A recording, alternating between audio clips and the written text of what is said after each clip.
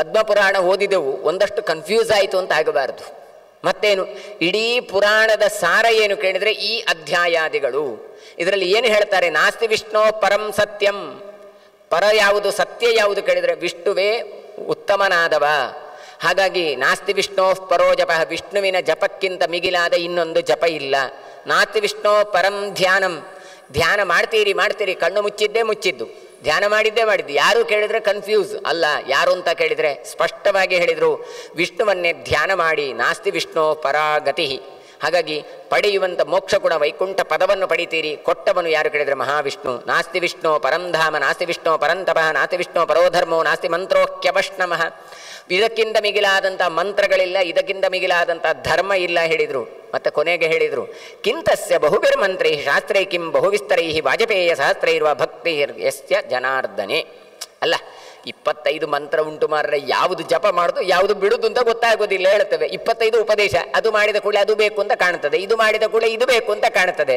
ಅದಕ್ಕೆ ಹೇಳಿದರು, ಆ ಶಾಸ್ತ್ರ ಓದಬೇಕು, ಈ ಶಾಸ್ತ್ರ ಓದಬೇಕು ಅಂತ 25 ಓದ್ತೀರಿ, ಅದೆಲ್ಲ ಬಿಡಿ. ಮತ್ತೇನು ಮಾಡಿ? ವಿಷ್ಣುವಿನ ನಾಮಸ್ಮರಣೆ ಒಂದು ಮಾಡಿ. ವಾಸುದೇವ ಸಹಸ್ರನಾಮ, ವಿಷ್ಣು ಸಹಸ್ರನಾಮ, ಇದಿಷ್ಟು ಮಾಡಿ. ನಿಮಗೆ ಎಲ್ಲದರದ್ದು ಫಲ ಬರ್ತದೆ. ವಾಜಪೇಯ ಎನ್ನುವಂಥ ಯಾಗದ ಫಲ ಬರ್ತದೆ. ಆ ವಾಜಪೇಯ ಎನ್ನುವಂತಹ ಯಾಗವನ್ನು ಮಾಡಿದ್ದರಿಂದ ವಾಜಪೇಯಿ ಅಂತ ಹೆಸರು ಬಂದದ್ದು, ವಂಶಕ್ಕೆ ಹೆಸರು ಬಂದದ್ದು. ಸರ್ವತೀರ್ಥಮಯೋ ವಿಷ್ಣು ಸರ್ವಶಾಸ್ತ್ರಮಯ ಪ್ರಭು. ಎಲ್ಲ ತೀರ್ಥದ ಸ್ನಾನ ಮಾಡಿದ ಪುಣ್ಯವನ್ನು ಮಹಾವಿಷ್ಣು ಕೊಡುತ್ತಾನೆ. ಸರ್ವಕ್ರತುಮಯೋ ವಿಷ್ಣು, ಎಲ್ಲ ಯಾಗಗಳದ್ದು ಅಧಿಪತಿಯಾಗಿ ಕೂತವ ಮಹಾವಿಷ್ಣು. ಸತ್ಯಂ ಸತ್ಯಂ ವದಾಮ್ಯಹಂ. ಒಂದ್ಸಲ ಸತ್ಯ ಹೇಳ್ತೇನೆ, ಇಲ್ಲ ಸತ್ಯ ಸತ್ಯ ಅಂತ ಮತ್ತೆ ಮತ್ತೆ ಹೇಳೋದ್ರಿಂದ ಏನು ಅರ್ಥ ಕೇಳಿದರೆ ಅದು ಪರಮಸತ್ಯ ಅಂತ. ಆ ಬ್ರಹ್ಮ ಸಾರ ಸರ್ವಸ್ವಂ ಸರ್ವಮೇತನ್ಮಯೋದಿತಂ. ಇಷ್ಟು ಹೇಳಿ ಇಡೀ ಸಾರ ನಾನು ಹೇಳ್ತಾ ಇದ್ದೇನೆ, ಇಡೀ ಶಾಸ್ತ್ರಗಳದ್ದು ಅಂತ ಹೇಳಿ ಮಹಾರುದ್ರದೇವರು ಮತ್ತೆ ಹೇಳ್ತಾರೆ, ರಾಮ ರಾಮೇತಿ ರಾಮೇತಿ ರಮೇ ರಾಮೇ ಮನೋರಮೇ ಸಹಸ್ರನಾಮ ತತ್ತುಲ್ಯಂ ರಾಮನಾಮ ವರಾನನೆ. ನೋಡಿ, ನಾವು ವಿಷ್ಣು ಸಹಸ್ರನಾಮ ಹೇಳುವಾಗೆಲ್ಲ ಈ ಮಂತ್ರ ಹೇಳ್ತೇವೆ. ಅದು ಬಂದದ್ದು ಎಲ್ಲಿ ಕೇಳಿದರೆ ಈ ಪದ್ಮಪುರಾಣದಲ್ಲಿ ಬಂದದ್ದು. ಹಾಗಾಗಿ ಉತ್ತರಾಖಂಡದಲ್ಲಿ ಪಾರ್ವತಿಗೆ ಶಿವದೇವರು ಹೇಳುವಂತಹ ಮಾತು ರಾಮ ಅಂತ ಜಪ ಮಾಡಿ, ಅದು ಸಹಸ್ರನಾಮಕ್ಕೆ ಸಮಾನವಾದಂತಹ ಈ ರಾಮನಾಮ ಅಂತ ಹೇಳಿಕೊಡ್ತಾ ಇದ್ದಾರೆ. ಆದ್ದರಿಂದ ಕೆಲವು ಸಲ ನಮಗೆ ದೊಡ್ಡದು ಕೊಟ್ಟರೆ ಅದನ್ನು ಮಾಡಲಿಕ್ಕೆ ಕಷ್ಟ ಅಂತ ಆದರೆ ಚಿಕ್ಕದ್ದನ್ನು ಕೊಟ್ಟಿದ್ದಾರೆ. ನಿಮಗೆ ಸಹಸ್ರನಾಮವನ್ನು ಹೇಳಲಿಕ್ಕೆ ನಾನಿಷ್ಟೊಂದು ಸಹಸ್ರನಾಮವನ್ನು ಹೇಳೂ ಇಲ್ಲ, ಪೂರ್ತಿ ಹೇಳಿದರೆ ಪೂರ್ತಿ ಅದೇ ಆಗಿ ಹೋಗುತ್ತೆ. ಮತ್ತು ಎಂಥದೋ ಉಂಟು ಅಂತ ಗೊತ್ತಾಯಿತು ನಿಮಗೆ ಅಷ್ಟೇ.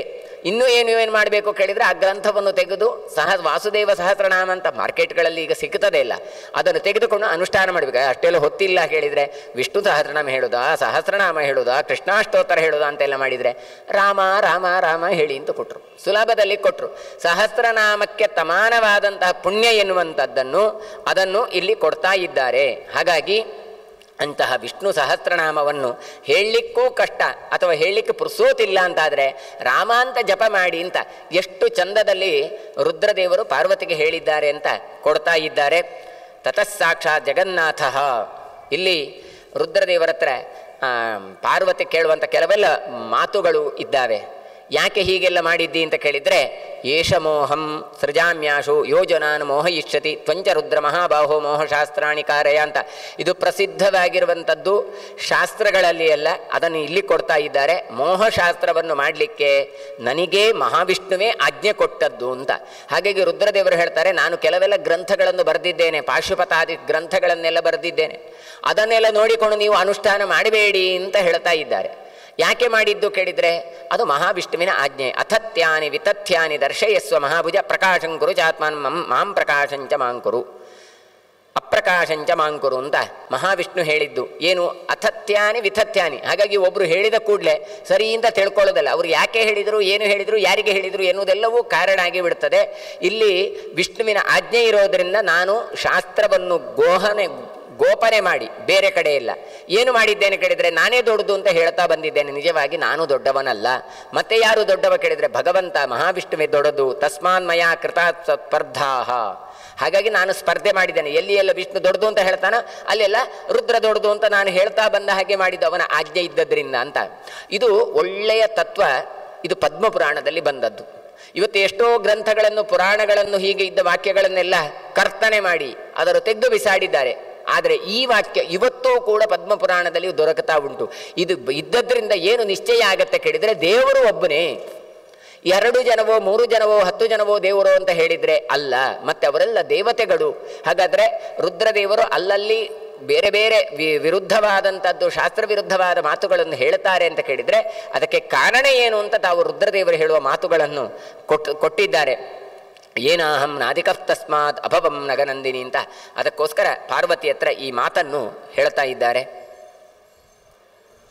ಇದನ್ನು ಕೇಳಿದಾಗ ಅವಳು ಹೇಳ್ತಾಳೆ, ಧನ್ಯೋಸ್ಮಿ ಅನಿಗೃತೋಸ್ಮಿ ಕೃತಾತೋಸ್ಮಿ ಜಗತ್ಪಥೆ. ನೋಡಿ, ಇವರು ಹೇಳಿದ್ದು ಅವಳಿಗೆ ಒಪ್ಪಿಗೆ ಆಯ್ತಾ ಅಂತ ಕೇಳಿದರೆ ಪಾರ್ವತಿ ಹೇಳ್ತಾಳೆ, ನಾನು ಕೃತಕೃತ್ಯಳಾಗಿದ್ದೇನೆ, ಧನ್ಯಳಾಗಿದ್ದೇನೆ. ಯಾಕೆ ಕೇಳಿದರೆ ನನಗೆ ಅತ್ಯಂತ ರಹಸ್ಯವಾದದ್ದು ದುರ್ಲಭವಾದದ್ದನ್ನು ನೀವು ನನಗೆ ಕೊಟ್ಟಿದ್ದೀರಿ, ಅದರಿಂದ ನಾನು ಕೃತಾರ್ಥಳಾಗಿದ್ದೇನೆ. ಯಥಾ ಜ್ಞಾನ.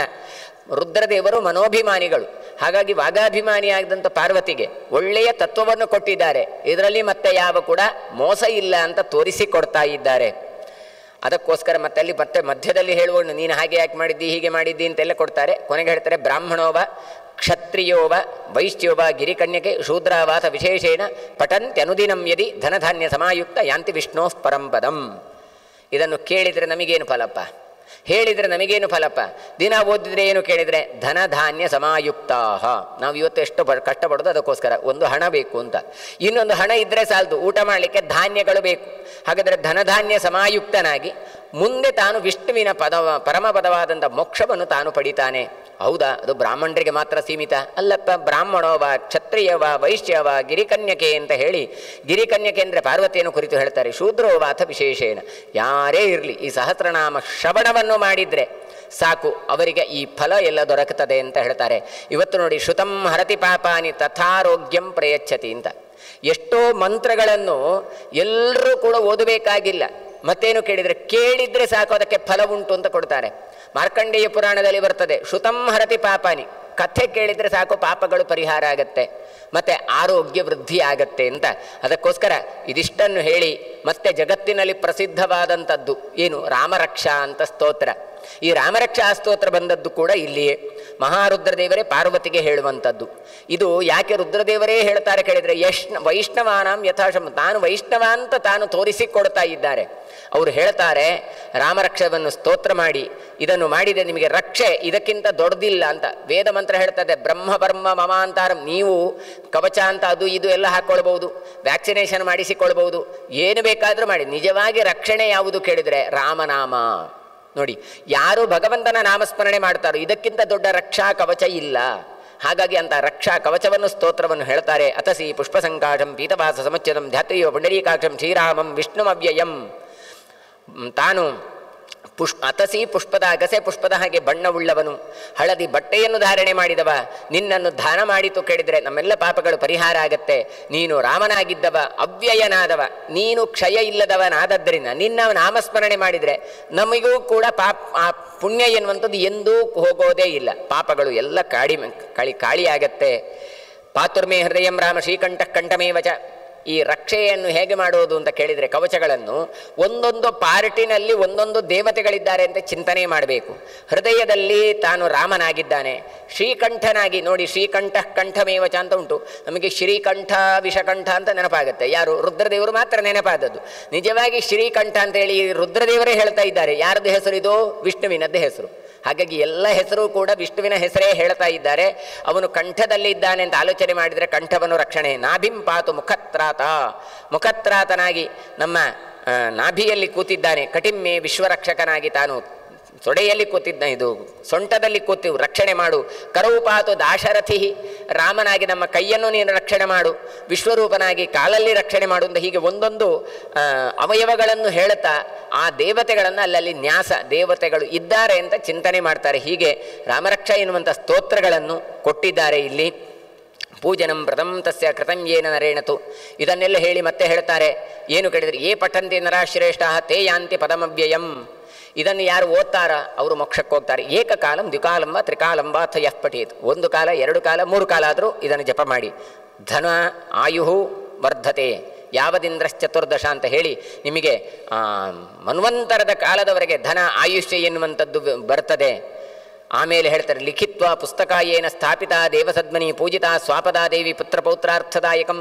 ಕೊನೆ ಪಕ್ಷ ಹೇಳಿದ್ರು ಒಂದು ಪುಸ್ತಕದಲ್ಲಿ ಬರೀರಿ ನಾಮಸ್ಮರಣೆ, ಬರೆದು ಮನೆಯಲ್ಲಿ ಇಡಿ, ಅದನ್ನು ಪೂಜೆ ಆದರೂ ಮಾಡಿ, ಪೂಜೆ ಮಾಡಿದ್ದರೂ ಸಾಕು ನಿಮಗೆ ಒಂದಿಷ್ಟು ಪುಣ್ಯ ಬರ್ತದೆ ಅಂತ ಹೇಳಿದರು. ಯಾಕೆ ಕೇಳಿದ್ರು, ಇವತ್ತು ನಮ್ಮ ಗ್ರಂಥಗಳು ನಮಗೆ ಇವತ್ತು ದೊರಕುವಂಥದ್ದು ದೇವರ ಕೋಣೆಯಲ್ಲಿ ಪೂಜೆಯಲ್ಲಿ ಕೂತದ್ರಿಂದ.